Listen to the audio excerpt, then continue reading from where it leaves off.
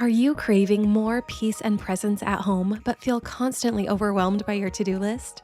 Welcome to Intentional Motherhood. I'm Kelsey Redd, a mental health counselor turned stay-at-home mom, teaching busy Christian moms to make mindset shifts so they can actually enjoy motherhood. Did you know that I send out newsletters so that you never have to miss anything going on with Intentional Motherhood? Head over to the show notes or the website creatingintentionalmothers.com to get signed up today. Welcome, friends, to Intentional Motherhood. I am so excited about today's episode because I have an amazing guest with me who's going to talk to us all about how the environment that we surround ourselves with creates an energy that we can either thrive in or that can deplete us. And I can't wait to learn from her. So let's dive into this interview with Lisa Morton. Hi, Lisa. Hi, Kelsey. Thank you so much for having me. I'm so excited you're here. Let me just introduce Lisa to you guys a little bit because I want you to know how incredible she is. Lisa Morton is a holistic interior designer, Feng Shui master teacher, and the creator of the intuitive home method. Lisa blends thoughtful design with Feng Shui and energy work to create environments that really support how people live. Her work focuses on helping clients feel more calm and supported in their homes so that their space enhances their health, momentum, and overall well-being. And we're going to mention this again at the end, but Lisa is also an author of a book, Aligned at Home, which I am so excited to read. I can't wait to learn more about this. And hey, I've dreamt of starting a book club on this podcast. Maybe that's going to have to be one of our books and when we start our book club. So Lisa, I'm so excited to have you. Oh my gosh, I'm so excited. Thank you for sharing all that wonderful stuff. And it makes me kind of blush when I hear people talking about all that, but I mean, you deserve it. It sounds like you went through a lot of work to reach that level of a master teacher of Feng Shui. Tell us a little bit about how you went from, just normal career woman in this field of interior design to shifting over into this energy and Feng Shui, and then eventually even progressing into master teacher. So I was doing traditional design. I got out of design school and I started doing residential design. I worked for a design firm. And then I fell into what I thought was my dream job. And that was designing private jet interiors for individuals and corporations and things. And it was great fun, but it was very high stress, very intense, a lot of travel. Some of the expectations with the clients were a little out there. And while it was fun, it did have to come to an end. I ended up just hitting burnout, and my mental health was really struggling. I felt miserable every day, and I'm like, something has to change. Mm-hmm. I'd done this for several years. It was who I identified as, this designer. I mean, that sounds like a pretty cool job just by title. It's like luxury private airline designer. Wow. But it was, but then I actually remember having a conversation with a woman who I very much respected, and I was struggling, and I was like, this is my dream. How could I ever leave? And she was like, no job is worth your health. And I knew I was really struggling. So I ended up leaving that job, and it was 2010, and we had moved and relocated, and there were no jobs. And I thought I had a killer resume. Yeah.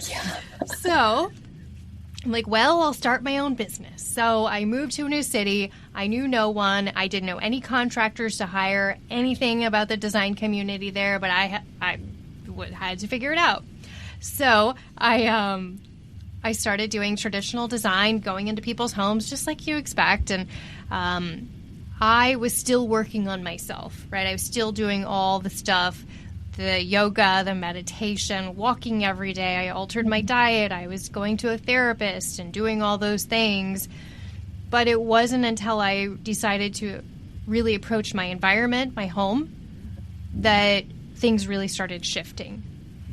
You see, it had the photo shoot ready look. It was beautiful. It was what people expected when they walked into my home. But now, with all the information I know, I realized it wasn't supporting the anxious, the stressed out, the irritability that I was feeling.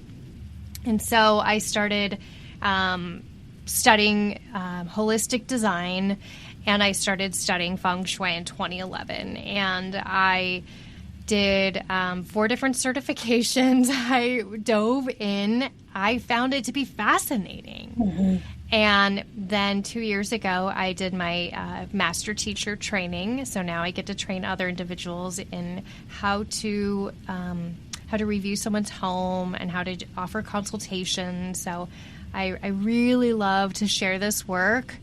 It can sound woo sometimes or out there, right? But it's really practical. A lot of what I talk about is color, right? We know color affects our nervous system and our physiology, and we know lighting can affect our mood, and even the furniture arrangement in a space can affect, how we interact with one another. So you can kind of think of it as in a really grounded way, but then there's also a really woo, magical, fun approach to this work too. I love woo. I'm here for all the woo, and my listeners already know that. They know that I can go on all sorts of tangents about energy and frequency, and so we're here for it all. But you said something that I think was so interesting, because you said your house was picture perfect, the way you would imagine an interior designer's house is supposed to look. And that's, I feel like now with like Pinterest and social media, that's maybe even become even more of a problem, if you want to call it a problem, where we see all these homes on social media that look so pristine and so beautiful and so perfect and so white and so clean. And, and it's like, oh, what's wrong with me? Because my home does not look like that. Right. And so tell me a little bit about the difference between the perfect aesthetic versus the supportive that you mentioned, that you had to shift your home into a more supportive way. Yeah.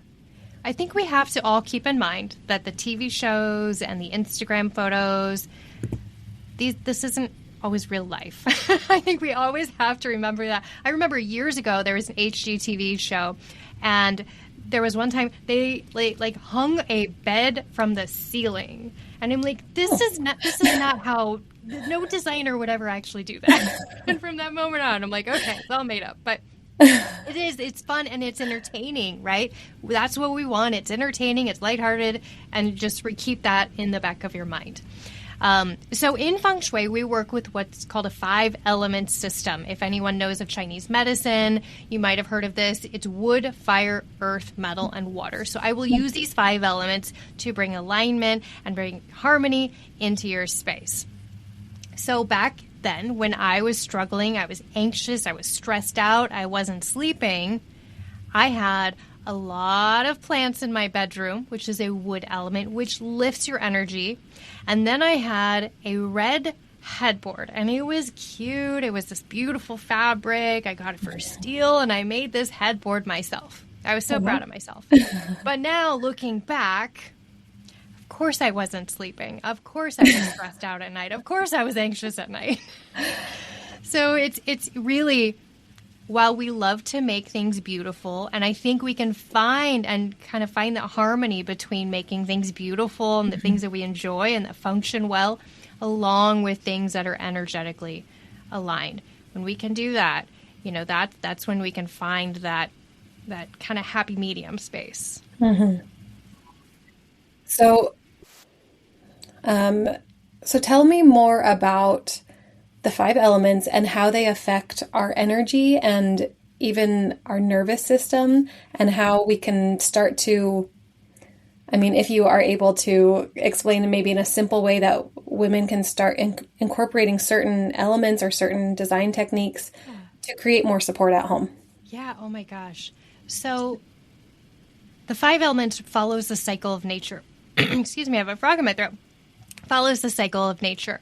So springtime, right? We're in spring and the flowers are just underneath the ground, ready to burst through. And we've been quiet all winter and we're ready to move forward and move on to the next thing. So the spring season connects to the wood element, and the wood element is that same energy. It's all about moving forward, renewal, rejuvenation type of feelings, right? So if you're feeling ill or you feel like you need a refresh, bring some plants into your space, or the color green. From there, we move into the season of summer, which connects to the fire element. Fire element is really high energy. I talked about the red headboard. Great for a workout space, great for a higher energy space, but not good Not great for where you want to sleep. I mean, there's a reason that you go to a casino or Chuck E. Cheese and it's red, right? You don't go to a spa and it's bright red. Sure. So it's a great element to connect with fire, fireplace, candles, lighting, the color reds and fuchsias, leopard, animal prints, really bold neon colors. And then from there we move into a fifth season what we have, and that is called late summer, and that connects to the earth element. And I think most women, most moms could benefit from more earth in their life. The earth element is all about grounding and stability and like just getting grounded. It's the very root chakra if you're a yogi, right?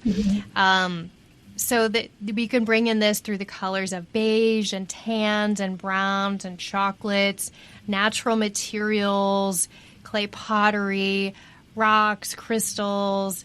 If you have a stone granite countertop, you have a earth element right there. Interesting. So you can kind of start to look around your space and see what you have. I know, as you're talking about all of this, I'm thinking about my living room, and I'm like, oh, I need that. I do not have any of that. I definitely need more of those colors. Yeah.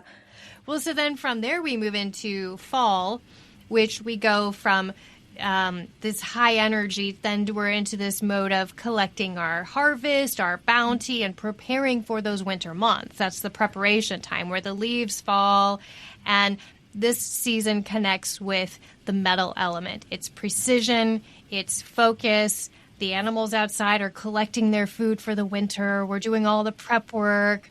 And then we move into winter, and winter connects to the water element. It's very fluid, very just kind of easygoing, creative, inspiring. So that's the 5 elements and how it follows the cycle of nature. And so we want to be mindful of what's in our environment and what elements are in our environment. But I remember when I first started studying this, and I'm thinking, oh, I have to have exactly so much percentage of wood and water and fire. And it's not that. I want you to bring the elements into the space for the activity happening in the space, right? Because the energy of Chuck E. Cheese is very different than a spa or a library, right? There are some areas we want a higher energy and fun. And then other areas, we want it kind of calm. So you can just kind of look in terms of that. I also want to make a point here that a lot of people, when they learn a little bit about Feng Shui, I hear clients or friends or anyone say, oh, well, I heard that's bad Feng Shui, or I heard that's good Feng Shui. And I encourage people not to think about that. Right or wrong, good or bad, everything you bring in your home is affecting the energy of your home. It's either going in a good direction or a not good direction, right? Think of it more of a sliding scale. So you bring in a beautiful piece of artwork that just makes you feel overjoyed, and that lifts the energy, or you bring in a bunch of sugary cereals and bags of potato chips into your kitchen, well, that's going to kind of lower the energy. Or you have things that you don't really value, the lamp that your great aunt gave you, and you think you have to keep it even though you think it's hideous. Right. Yeah, so I'm hearing in what you're saying is kind of what there's almost the intention behind what is in the home, because what may be a beautiful piece of art to me and brings my energy up could be hideous to someone else and could bring their energy down. Maybe a piece of art isn't the best example, because I think there are some pieces of art that are so classic, but maybe the lamp or something. I don't know. But so it sounds like it really has to do with what you feel from it and what your intention with it is. And I Is that think right? sometimes, like moms, busy women, we just want to get it done. We're overwhelmed. We're stressed out. We want to get it done. But if you can just slow down for a moment and be like, how do I really feel about this piece? Right? Whether that's a hand on your heart, hand on your belly, take a breath and notice. And you'll know, should I bring this in? Should I not bring this in? Yeah, I love that. So I was telling you a little bit before we started recording that I'm definitely a minimalist. Depending on who you talk to, some people will say a very severe minimalist, very extreme minimalist. And that is true because I find that the less toys and clutter are in my house, the less toys and clutter I have to clean up. So the less, the better for me. But I also have started to be a little bit more selective just because I know I'm like, I don't have that many pieces of furniture. I don't have that many anything, clothes, shoes, art. I don't have that many. And so I have to be very selective. But I never thought of it in the way you just described about, like really thinking like, how is this, what energy does this bring me? What frequency does this feel aligned with? But is there, I guess I'm just kind of curious, is there a crossover between like minimalism and Feng Shui, or is it totally unique to the person? Especially as moms of little kids, there's so much stuff. There's just so much So stuff. many toys. There's so many toys. There's so many clothes. There's so many dishes. There's so many things that how do we take this reality that we're living in, but also find supportive ways to deal with it? Oh my gosh. I always suggest that you think of your home. Well, first of all, I encourage all my clients to really connect with your home. It's not just this box. Think of it like a family member. Give it a name. We name cars. Why not name your house? Give it a name and talk to it and treat it like a family member. And when you can have that connection, you can expect more support from it. You can feel the support. You can set up spaces to support your body better. But I really think we should be mindful of what we bring in, whether you're a minimalist or even a maximalist. Just be mindful of what you're bringing in and make sure it's worthy of being in your space, worthy of being around your energy, worthy of being around the energy of your family, your beautiful family, your children, your pets, or even any guests. And if it isn't worthy, it doesn't belong there. I think that's just a quick way you can approach some of that. Now, I do know, when with little ones, there's all the cute shoes you can't say no to, and like, oh my gosh, the clothes, right? It is hard, but try to be just really selective and mindful. I always say you want to set yourself up for success. So you put together a plan, and you always, if you're clutter clearing or downsizing or just doing a donation run, right? Think about how you can stay the course beyond that. So set up routines. Every month you grab a bag for the donation bin and fill it in 10 minutes and walk out the door with it, right? And take it to deliver it, right? So set up ways that you can stay the course, and that will help. I like that. Thank you. Yeah, that's, I think you bring up a good point about having some routines, because it's amazing how, and no matter how much you minimize it, somehow it's like things just reappear, and it's like, how did this space get filled up again? I just cleaned it out. So, okay, I told you I could talk to you for hours and hours, and I love everything that you're talking about because this is so right up my alley. I wanted to also ask you a little bit more about the nervous system regulation, because that's something I talk a lot about on my podcast, about how to, just what we need to do to continually keep our nervous system regulated, because as moms, if our nervous system is not regulated, then nobody's regulated. And so that actually has to be one of the highest priorities, is keeping ourselves regulated. So to a mom who, is busy with kids, maybe a little overstimulated in her home. What practical tips do you have for that mom? Well, number one, connect with the earth element. And I believe in having it around your space, but then also near your body. So maybe that's throwing on a cozy chocolate brown sweater that day, right? Or something, or even chocolate brown socks that nobody sees if you don't like brown. But I think, or putting some throw pillows or a throw that's beige, right? It's not loud, it's quiet, it's peaceful. Anything that's really textural is going to be cozy and comfortable to your body. That's going to help. Here's a trick that I love, and that is, so one of the tools I use when I'm doing a full assessment of a home and a property is called a Bagua map, and it's a map that depicts 8 different areas plus a center gua, or these are like energy centers. So when I first started getting into this, I kind of compared them to like the chakra system of your body, right? That's what I was going to say. It sounds like the chakras. Yeah. So when we can think about that, there are more simplified versions of this map, but more traditional version is a rounded shape and you have the center gua. So I always say, if you find the centermost area of your home, okay, so if you're a bird in the sky looking down, find the centermost area of your home and love on that. So if you were busy and needing some peace, that's a space I would go rather minimalist and cozy, calming, peaceful. Tidy it up, clean it up, sweep the floors, make sure there aren't any spent light bulbs, wipe down the mirror, right? Clean off the furniture, give it some love, because this energy center radiates out to everything else. That is fascinating. Yeah. So if you have 10 minutes today, do it. That's so interesting, because I've often wanted to create some sort of quiet corner in my house, like whether it's for me or for my kids, just like a calm corner.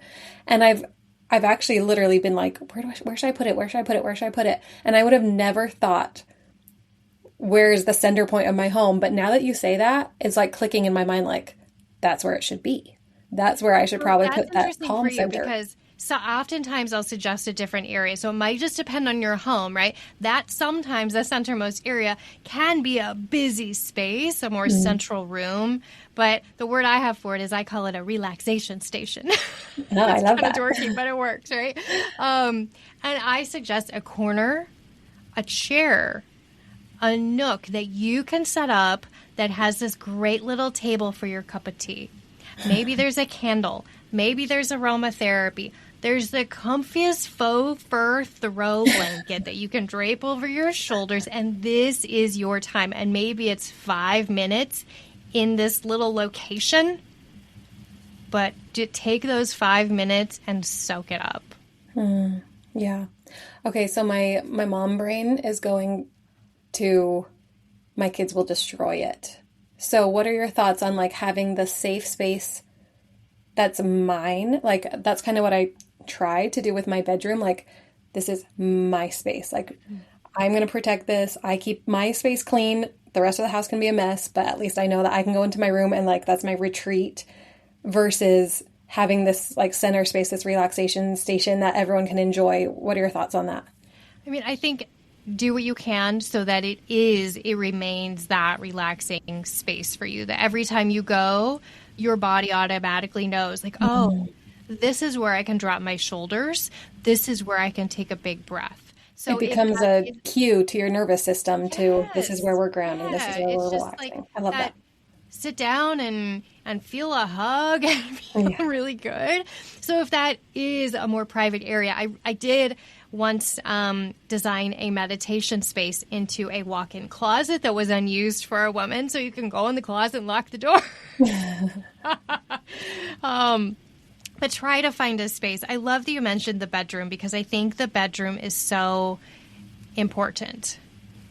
I see a lot of people that you have things, you don't know where it goes. And it's common that it finds its way to the bedroom.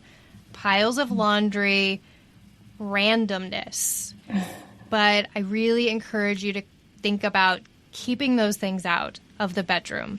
Your master bedroom should be devoted to you or you and your partner. It's not a place to bring in all the stuff, all the family photos, all the stuff from everybody else. This is a place for sleep, for connection, and get the laundry out of there. We want to have a very yin space. So we have yin or yang, and those 5 elements fit into yin or yang. Yin is still and quiet like a spa. Something that's yang is loud and active and Chuck E. Cheese. And when our bedroom, we want it to be very yin. We want the activities in there to be very yin. So maybe some light stretching at night or some reading, some calming reading. That's not a place to get on your Peloton. That's not a place to, and I know some people are pressed for space and we have to get creative, but it's not a place to sit and do your work because that's using your brain and focusing and thinking. So then it makes it more difficult when it turns into bedtime. You have to, calm down and go to sleep. Right.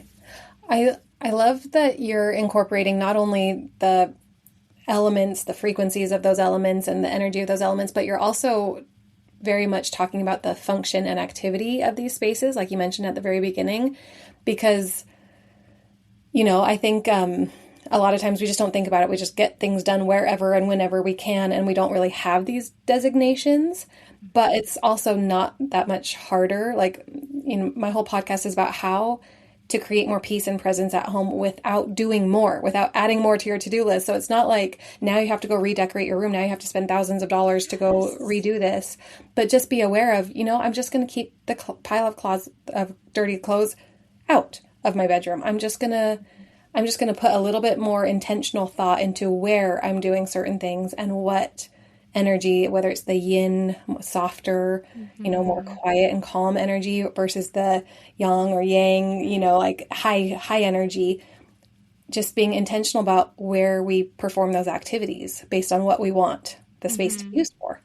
But my last question is as far as the children go, because I know my moms are we're always wanting to do what's best for our kids. And so we might even think like, okay, great, I'll take care of my bedroom when I can, but first I want to make sure that my kids can be regulated. What can I do to better regulate my kids? How can I help them? So what thoughts do you have on, designing spaces and helping children perform best and be most regulated in the home? Can I share a story? I would love a story. So I had a client who we worked together for a while, and they had a daughter who was 6 at the time, and they were having a hard time. Maybe she was 7 anyway, roughly that age. And she was not sleeping in her bed. She had this cutest room, like photo shoot worthy little girl's room, right? And we got to talking, and this little one had been through a lot of health scares and had multiple surgeries in her little life. And she was still sleeping, though, with mom and dad or a big sister. Nobody was sleeping is really what the issue was. And so they're like, we need to figure out what to do. She might go to sleep in her room, but she'll wake up screaming.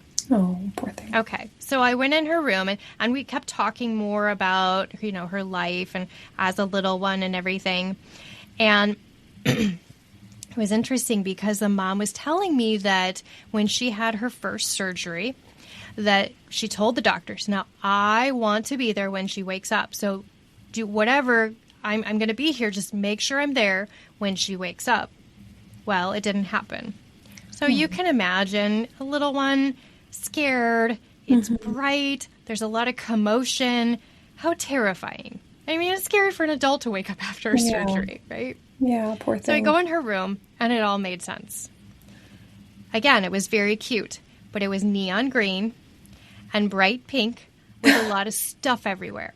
So I think what was happening is she'd start to fall asleep, being a big girl, and then wake up. And the neon, the whole experience was mimicking that waking up in the hospital, from the neon mimicking the bright lights to all the stuff on the walls. While it was cute, it was a lot of commotion. Right? So while it's so fun to do some kids' rooms and the bold colors, if your child is sensitive at all, I always recommend softer colors. As many neutrals, earth colors, beige, tan, brown, chocolates as possible. Soft pale green, soft pale blush, soft pale blues, right? They're feeding off these colors. I mean, I actually do a whole class every once in a while. It's a free class I do online, and it's called Color Mastery. And we talk about the psychology of color, the physiological effects of color, and the energetic effects of color. And they pick up so much. They're so sensitive. Yeah. And so I would just say be mindful of the colors. Bring as maybe you want a little pop of something, but stay rather calm and quiet. Mm-hmm. Yeah, definitely. Wow, what an interesting story. And I think and again, I'm not totally blaming social media, but I think we get caught up in everything wanting to look a certain way, whatever style it is, whether it's the, pristine white spa style or whether it's the cutesy bright colors. We get very much concerned about, I just want this to look perfect. Yeah. And maybe we fail to fully appreciate how much it actually can impact us and our children. So this has been such an amazing conversation. And honestly, I could talk, like I said, for another 2 hours about this. No. And I love, so you have an online class about the colors. Yeah. You have a book that I'm going to have linked in the show notes. Tell us a little bit more about your book, and then tell my listeners where they can find you. Yeah, so my book, I published it last fall, and it's called Aligned at Home. And it starts out, I love that title. There's a couple chapters that are kind of memoir-ish. I talk about how I found this work. And I'm a big believer that I lived the not so great part, right? So I can understand this. And so now I can help people. So I share about that. But then I also share a lot of information in there. I make Feng Shui digestible. Sometimes I swear people write books to be like, make it more difficult. I remember reading some of these books thinking, this is so difficult. I'm not going to understand it. And now there's an easier way to do some of these things. Is there a time and place to dive deep and really have a consultation on your specific home and your specific layout and your specific property? Yes, but the book's a great resource. I do have a podcast called Feng Shui Living, and that's like bite-sized 20-minute episodes of here's something you can do this weekend. Oh, that's perfect. So I have a lot of fun with that. And then you can go to my website. It's purelivingwithlisamorton.com, and there's access to all the goodies there. And yeah. Awesome. Well, we will have links to all of that in the show notes because I know my listeners and myself, we are just going to be so excited to go learn all about this and to make sure that we are, like you said, setting ourselves up for success in our home. Like that's what my whole point of this podcast is, to teach moms. It's not about doing more. It's not about hustling harder. It's not about putting more on your to-do list, but it's about living aligned, and having alignment within ourselves and within our home and our space so that we can just thrive more without it being more work for us to do. Just make it easy. We can just make it easier sometimes, and we don't realize that. And make it supportive. I love how you use that word supportive. Like, I want my home to support me in doing the best job I can do as a mom and not make it harder for me. So this has been so great. Lisa, thank you so much for joining us. And like I said, listeners, make sure you check the show notes below to find links to everywhere to get in touch with Lisa, to go find her podcast and to purchase her book. And we're so excited about that. Thank you so much for joining us. Thanks for joining me today on Intentional Motherhood. If you enjoyed this episode, would you take 30 seconds to rate and review it so more and more moms can find this podcast? I'll see you next time. And until then, remember, you're doing an amazing job.